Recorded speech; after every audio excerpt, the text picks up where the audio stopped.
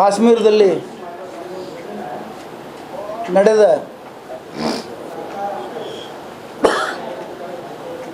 ಉಗ್ರ ದಾಳಿಯನ್ನು ಖಂಡಿಸುತ್ತೇವೆ.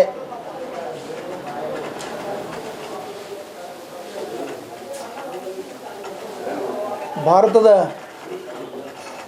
ಸ್ವಿಟ್ಜರ್ಲ್ಯಾಂಡ್ ಅಂತ ಅನಿಸ್ಕೊಳ್ತಾ ಇರುವ ಪಹಲ್ಗಾಂವ್ನಲ್ಲಿ ಪ್ರವಾಸಿಗರ ಮೇಲೆ ಉಗ್ರರು ದಾಳಿ ಮಾಡಿ ಸುಮಾರು 26 ಜನರನ್ನು ಸಾಯಿಸಿದ್ದನ್ನು ನಾವು ಅತ್ಯುಗ್ರವಾಗಿ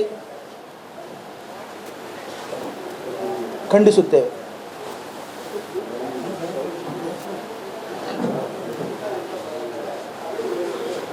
ಆಮೇಲೆ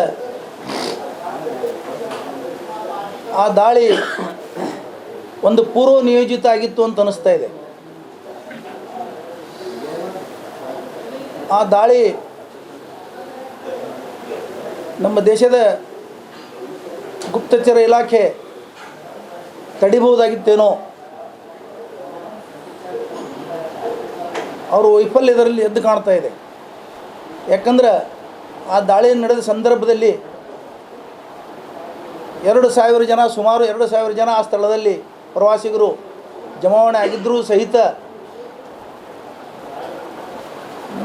ಕಾಶ್ಮೀರದ ಪೊಲೀಸರಾಗಲಿ, ಕಾಶ್ಮೀರದಲ್ಲಿ ನೆಲೆಯೂರಿದಂಥ ನಮ್ಮ ಭಾರತ ದೇಶದ ಭದ್ರತಾ ಪಡೆಗಳಾಗಲಿ, ಸೈನಿಕರಾಗಲಿ ಅಲ್ಲಿ ಯಾವುದೇ ಭದ್ರತೆ ಇರಲಿಲ್ಲ. ಇದು ಏನು ತೋರಿಸ್ತಂತ ಕೇಳಿದ್ರೆ ಇದು ಭದ್ರತಾ ವೈಫಲ್ಯ, ಗುಪ್ತಚರ ವೈಫಲ್ಯವನ್ನು ತೋರಿಸ್ತಾ ಇದೆ. ಮತ್ತು ಈ ದಾಳಿಯನ್ನು ಖಂಡಿಸಿದವರಲ್ಲಿ ಮೊಟ್ಟ ಮೊದಲನೇದವರಂದ್ರೆ ನಮ್ಮ ಕಾಂಗ್ರೆಸ್ ಪಕ್ಷದ ನಾಯಕರಾದ ರಾಹುಲ್ ಗಾಂಧಿಯವರು ಮತ್ತು ನಮ್ಮ ಕಾಂಗ್ರೆಸ್ ಪಕ್ಷದ ರಾಷ್ಟ್ರೀಯ ಅಧ್ಯಕ್ಷರಾದ ಶ್ರೀ ಮಲ್ಲಿಕಾರ್ಜುನ್ ಖರ್ಗೆ ಅವರು ಈಗಾಗಲೇ ಘೋಷಣೆ ಮಾಡಿದ್ದಾರೆ, ಕಾಂಗ್ರೆಸ್ ಪಕ್ಷ ಸಂಪೂರ್ಣವಾಗಿ ಕೇಂದ್ರ ಸರ್ಕಾರದ ಜೊತೆ ಇದೆ. ಇಂಥ ದಾಳಿಗಳನ್ನು ತಡೆಯಲು, ಉಗ್ರರನ್ನು ಮಟ್ಟ ಹಾಕಲು ನಾವು ಸಂಪೂರ್ಣ ಇಡೀ ದೇಶ ತಮ್ಮ ಜೊತೆ ಇದೆ ಅಂತ ಹೇಳಿಬಿಟ್ಟಿದ್ದಾರೆ.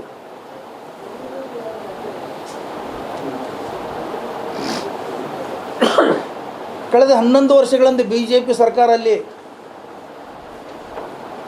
ಆಡಳಿತ ಮಾಡ್ತಾ ಇದೆ. ಆದರೆ ಇನ್ನೂ ಅಲ್ಲಿ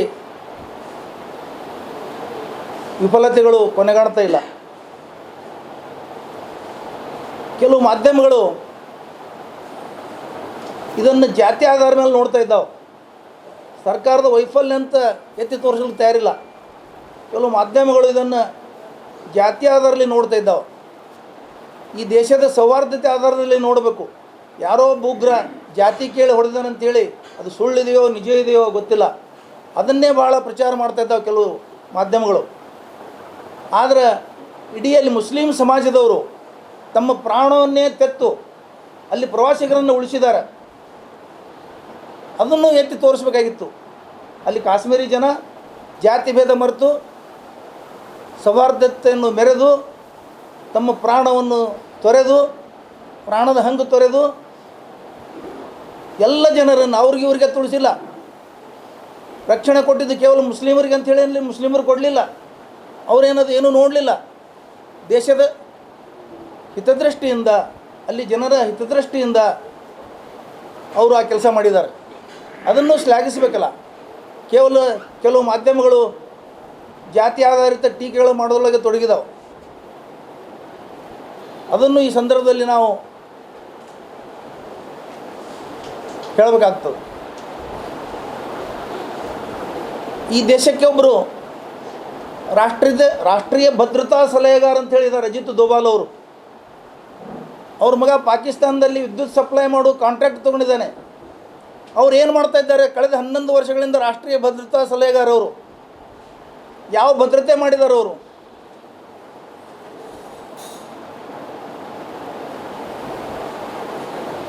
ಯಾವುದೋ ಮಂಗಳೂರಲ್ಲಿ, ಉಡುಪಿನಲ್ಲಿ ಒಂದು ಕೊಲೆ ಆದರೆ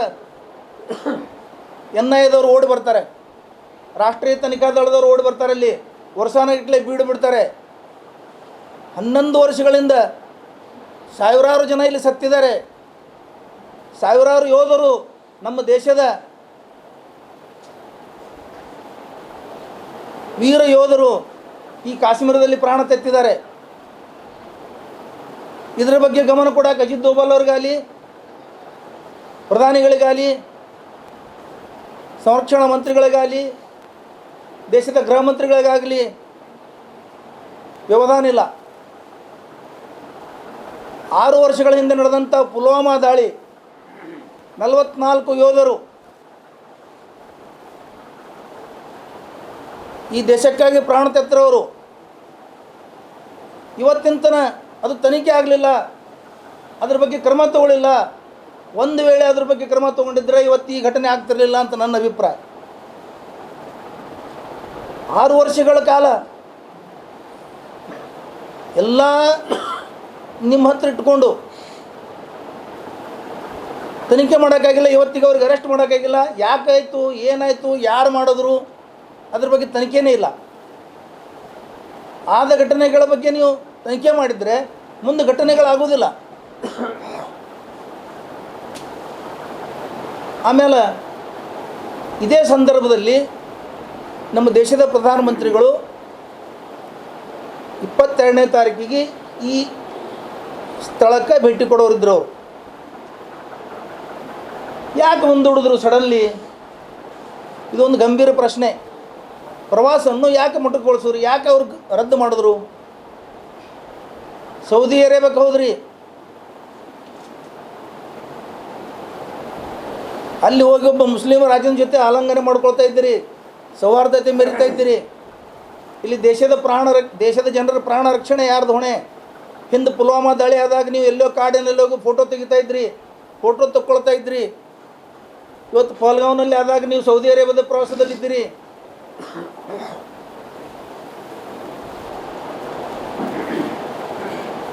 ಹಿಂದೆ ಒಂದು ಕಾಲದಲ್ಲಿ ಪ್ಯಾರಿಸ್ ನಗರ ಸುಟ್ಟು ಉರಿತಿರಬೇಕಾದ್ರೆ ನೀರೋ ದೊರೆ ಪಿಟೀಲು ಬಾರಿಸ್ತಾ ಇದ್ದ ಅಂತ ಹೇಳಿ ಕೇಳಿದ್ದೀವಿ ನಾವು ಇತಿಹಾಸದಲ್ಲಿ. ಆ ಥರ ನೀವು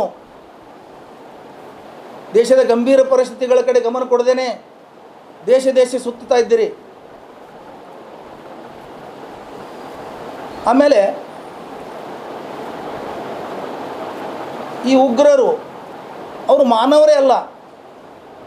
ನೀವು ಅವರೊಂದು ಜಾತಿಯವರು, ಅವರೊಂದು ಧರ್ಮದವರು ಅಂತ ತಿಳ್ಕೊಂಡಿದ್ರೆ ಅವರು ಮಾನವರೆಲ್ಲ, ಮನುಷ್ಯರೆಲ್ಲ, ಮಾನವ ರೂಪದ ರಾಕ್ಷಸಿಗಳವರು. ನಾವು ಅವರನ್ನು ಮಾನವರನ್ನು ತಿಳ್ಕೊಳ್ಳೋಕ್ಕೆ ಹೋಗಬಾರ್ದು. ಅವ್ರು ಯಾರು ಏನು ಅಂತ ವಿಚಾರ ಮಾಡಬಾರ್ದು. ಅವ್ರನ್ನ ಇಷ್ಟೆಲ್ಲ ನಿಮ್ಮ ಹತ್ರ ಸೌಲಭ್ಯಗಳಿದಾವೆ, ಅವ್ರಿಗೆ ಹಿಡೀರಿ. ಪ್ರಧಾನಿಗಳು ಹೇಳಿದ್ದಾರೆ ಅವ್ರಿಗೆ ನ್ಯಾಯಾಲಯದ ಕಟ್ಟಕಟ್ಟೆ ಮುಂದೆ ನಿಲ್ಲಿಸ್ತೀವಿ ಅಂತ ಹೇಳಿದ್ದಾರೆ. ನನ್ನ ಅಭಿಪ್ರಾಯ ಅವರನ್ನು ಎನ್ಕೌಂಟರ್ ಮಾಡಿ ಆಗಿಂದಾಗ ಕೊಲ್ಲಬೇಕಂತ ನನ್ನ ಅಭಿಪ್ರಾಯ ಇದೆ. ನೀವು ಮತ್ತೆ ಅವರಿಗೆ ನ್ಯಾಯಾಲಯಕ್ಕೆ ತರಬೇಕು, ವರ್ಷಾನುಗಟ್ಟಲೆ ಜೈಲಿನಲ್ಲಿ ಇಡಬೇಕು, ನ್ಯಾಯಾಲಯದಲ್ಲಿ ಕೇಸ್ ನಡೀಬೇಕು. ಇದೆಲ್ಲದಕ್ಕಿಂತಲೂ ಮೊದಲ ಅವರನ್ನು ನೀವು ಡೈರೆಕ್ಟಾಗಿ ಕೊಲ್ಲಬೇಕಂತ ನನ್ನ ಅಭಿಪ್ರಾಯ.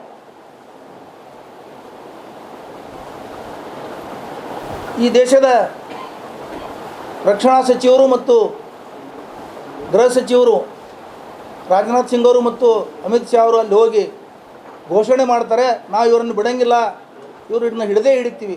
ಸ್ವಾಮಿ, ಇವರನ್ನು ಹಿಡೀರಿ. ಪುಲ್ವಾಮಾ ದಾಳಿಯವರು ಏನಾಗ್ಯದ ಅದು ಹಿಡೀರಿ. 6 ವರ್ಷ ಆಯಿತು. ನಿಮ್ಮ ಕೈಲಿ ಹಿಡಿಯೋದಾಗೋದಿಲ್ಲ. ಕೇವಲ ಯಾರು ಸಾಯ್ತಾರ ಅವಾಗ ಹೋಗೋದು, ಅವ್ರ ಎದುರಿಗೆ ಒಂದು ದೊಡ್ಡ ಘೋಷಣೆ ಮಾಡೋದು, ಬಂದುಬಿಡೋದು. ಆಮೇಲೆ ಮರ್ತು ಬಿಡ್ತೀರಿ ನೀವು. ದೇಶದಲ್ಲಿ ಬರೀ ಹಿಂದೂ ಮುಸ್ಲಿಂ ಮಾಡೋದು, ರಾಜಕಾರಣ ಮಾಡೋದು, ಆಡಳಿತ ನಡೆಸೋದು ಅಷ್ಟೇ ಬೇಕಾಗಿದೆ ನಿಮಗೆ. ದೇಶದ ಸಂರಕ್ಷಣೆ ಬೇಕಾಗಿಲ್ಲ. ನೀವು ದೇಶದ ಚುಕ್ಕಾಣಿ ಹಿಡಿದಕ್ಕಿಂತ ಮೊದಲು ಏನು ಹೇಳ್ತಿದ್ರಿ? ಕಾಶ್ಮೀರದಲ್ಲಿ ಉಗ್ರವಾದನ ನಾವು ಮಟ್ಟ ಹಾಕ್ತೇವೆ, ಕಾಶ್ಮೀರಿ ಪಂಡಿತರನ್ನು ಪುನರ್ವಸತಿ ಮಾಡಿಸ್ತೇವೆ ಅಂತ ಹೇಳಿದ್ರಿ. ಇವತ್ತಿನ ತನಕ ಎಷ್ಟು ಪ್ರಮಾಣದಲ್ಲಿ ನೀವು ಅಲ್ಲಿ ಉಗ್ರವಾದನ ಮಟ್ಟ ಹಾಕಿದಿರಿ? ಎಷ್ಟು ಜನ ಉಗ್ರವಾದಿಗಳನ್ನು ಕತೆ ಮುಗಿಸಿದಿರಿ? ನಮ್ಮ ಸೈನಿಕರು ಎಷ್ಟು ಇವರು ಯೋಧರು ಪ್ರಾಣ ತೆತ್ತಿದ್ದಾರೆ?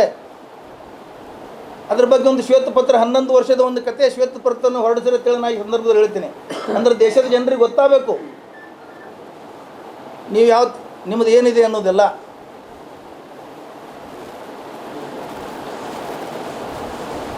ಈಗ ಪಾಕಿಸ್ತಾನದ ವಿರುದ್ಧ 1-2-3 ಸಣ್ಣ ಪುಟ್ಟ ಕ್ರಮ ತೊಗೊಂಡಿದ್ದಾರೆ. ನೀವು ಇವತ್ತು ಪೇಪರ್ದಲ್ಲಿ ನೋಡಿದೆ. ಈ ಸಣ್ಣ ಪುಟ್ಟ ಕ್ರಮದಿಂದ ಏನು ಉಪಯೋಗ ಇಲ್ಲ. ಪಾಕಿಸ್ತಾನ ವಿರುದ್ಧ ಯುದ್ಧ ಮಾಡಿ ಅವ್ರನ್ನ ಸದಿ ಬಿಡಿರಿ. 1972ನೇ ಇಸ್ವಿನಲ್ಲಿ ಇಂಥದೇ ಕೀಟಲೆಗಳಾದಾಗ, ಇಂಥದೇ ಘಟನೆಗಳಾದಾಗ ಇಂದಿರಾ ಗಾಂಧಿಯವರು ಯುದ್ಧ ಮಾಡಿ ಆ ದೇಶವನ್ನು ಸೋಲಿಸಿದ್ದಾರೆ. ಇದು ನೆನಪಿಡ್ಬೇಕು ನೀವು. ಈ ಮಾತನ್ನು ಸಂಘ ಪರಿವಾರದ ಪ್ರಮೋದ್ ಮುತಾಲಿಕ್ ಅವರು ನಿನ್ನೆ ಹುಬ್ಬಳ್ಳಿಯಲ್ಲಿ ನೆನಪು ಮಾಡಿದ್ದಾರೆ. ಇಂದಿರಾ ಗಾಂಧಿ ಮಾಡಿದಂಥ ಕ್ರಮ ತಗೊಳ್ಳಿ ನೀವು ಅಂತ ಹೇಳಿದ್ದಾರೆ. ಈಗರೇ ಬುದ್ಧಿ ಬರಬೇಕು ನಿಮಗೆ. ನಿಮ್ಮವರು ಹೇಳ್ತಾ ಇದ್ದಾರೆ, ಇವೆಲ್ಲ ಹಿಂದಿನ ಘಟನೆಗಳು ನೆನಪು ಮಾಡಿಕೊಡ್ತಾ ಇದ್ದಾರೆ. ನೆಹರು ಹಾಂಗೆ ಮಾಡ್ದ, ಇಂದಿರಾ ಗಾಂಧಿ ಹೀಗೆ ಮಾಡಿದಳು, ರಾಜೀವ್ ಗಾಂಧಿ ಇದನ್ನೇ ಹೇಳೋದ್ರಲ್ಲಿ ನೀವು ಟೀಕೆ ಮಾಡೋದ್ರಲ್ಲಿ ಹೋಗ್ತಾ ಇದೆ ನಿಮ್ಮದು. ಅವ್ರು ಮಾಡಿದಂಥ ಧೈರ್ಯದ ಕೆಲಸಗಳು, ಅವ್ರು ಮಾಡಿದಂಥ ಶೌರ್ಯದ ಕೆಲಸಗಳು, ಅದೇ ಥರ ನೀವು ಕ್ರಮ ತಗೊಳ್ರಿ.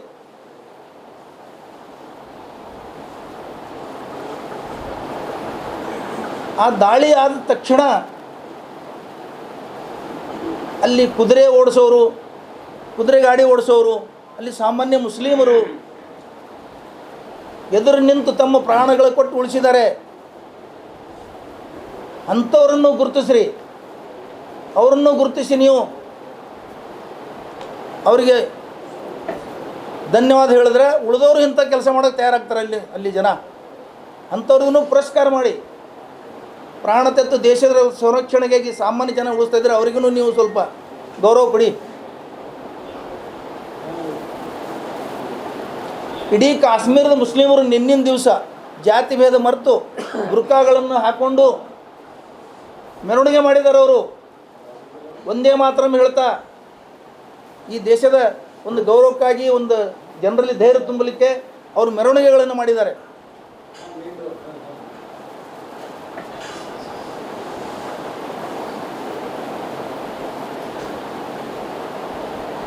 ಕೆಲವು ಮಾಧ್ಯಮಗಳಲ್ಲಿ ನಾನು ನೋಡಿದೆ, ಜಾತಿ ಕೇಳಿ ಹೊಡೆದ್ರು.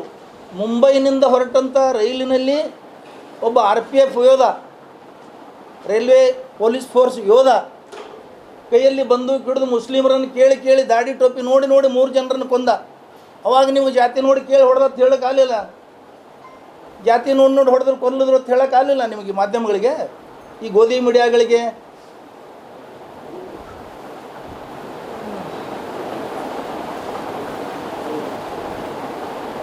ಬಹಳ ದೇಶದಲ್ಲಿ 11 ವರ್ಷಗಳಲ್ಲಿ ಜಾತಿ ಕೇಳಿ ಸಂಘ ಪರಿವಾರದವರು ಮುಸ್ಲಿಮರನ್ನು ರೈಲ್ವೆಗಳಲ್ಲಿ, ಬಜಾರದಲ್ಲಿ ಎಲ್ಲಿ ಬೇಕಲ್ಲಿ ಹೊಡೆದಿದ್ದಾರೆ. ಅವಾಗ ನೀವು ಜಾತಿ ಕೇಳಿ ಹೊಡೆದಾರ ಅಂತ ಹೇಳೋಕ್ಕಾಗಲಿಲ್ಲ ನಿಮಗೆ. ಇಷ್ಟೆಲ್ಲ ನಡೆದರೂ ಸಹಿತ ಈ ದೇಶದಲ್ಲಿ ಪ್ರಧಾನಿಗಳಾಗಲಿ, ಗೃಹ ಸಚಿವರಾಗಲಿ, BJP ಹಿರಿಯರಾಗಲಿ ಯಾರೂ ತುಟಿ ಬೀಸ್ತಾ ಇಲ್ಲ. ಈ ಘಟನೆಗಳ ಬಗ್ಗೆ ಅವರು ವಿಚಾರ ಮಾಡ್ತಾ ಇಲ್ಲ. ನಾನು ಅದನ್ನು ಈ ಸಂದರ್ಭದಲ್ಲಿ ಖಂಡಿಸ್ತಾ ಇದ್ದೀನಿ.